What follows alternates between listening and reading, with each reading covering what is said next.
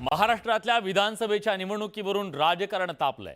केंद्रीय निवडणूक आयोगानं जम्मू काश्मीर आणि हरियाणा या दोन राज्यांच्या विधानसभेच्या निवडणुकीची घोषणा केली आणि त्यावरून आता विरोधकांनी सरकारला, केंद्र सरकारला आणि निवडणूक आयोगाला सुद्धा घेरायला सुरुवात केली।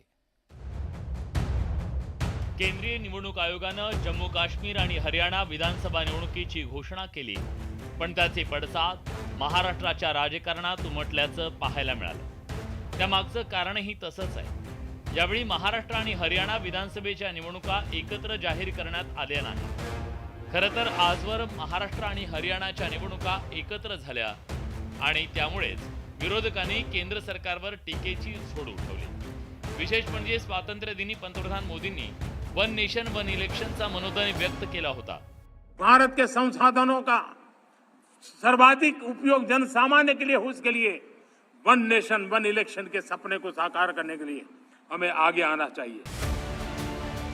शरद पवारांनी पंतप्रधानांना त्यांच्या या वक्तव्याची आठवण करून देत टोला लगावला। सर्व देशात एका वेळी निवडणुका घ्यायचं धोरण प्रधानमंत्री मांडत असताना महाराष्ट्राच्या निवडणुकीच्या संबंधी त्यांचा हा निर्णय एक प्रकारचा विरोधाभास आहे।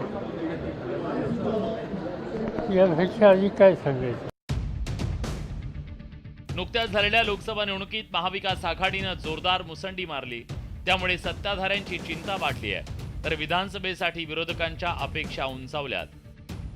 मला विश्वास आहे की लोकांनी मत तयार केलेलं आहे, लोकांनी निर्णय घेतलेला आहे की या दरोडेखोरांना राज्यातून हाकलायचं आणि त्यामुळे निवडणुका पुढे ढकलूनही राज्यात त्यांना फायदा होणार नाही आणि जर निवडणुका वेळेवर घेतले तर मात्र पुन्हा अधिकचं नुकसान होईल अशी त्यांना असं वाटत आहे। त्यामुळे निवडणूक पुढे ढकलण्याचा निर्णय घेतला असावा। 2019 मध्ये महाराष्ट्र, हरियाणा आणि झारखंड या राज्यातल्या विधानसभेच्या निवडणुका एकाच वेळी घेण्यात आल्या, पण यंदा महाराष्ट्र आणि झारखंडला वगळण्यात आलं आणि त्यामुळे निवडणूक आयोगाच्या भूमिकेवर विरोधकांनी सवाल उपस्थित केला।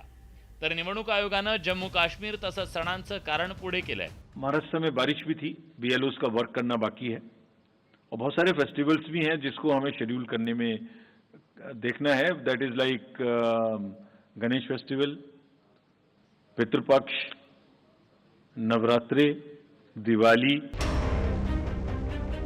महाराष्ट्रातल्या विधानसभेच्या निवडणुका जाणीवपूर्वक पुढे ढकलल्याचा आरोप विरोधकांनी केलाय, तर सत्ताधाऱ्यांकडून आरोपांचं खंडन करण्यात आलंय।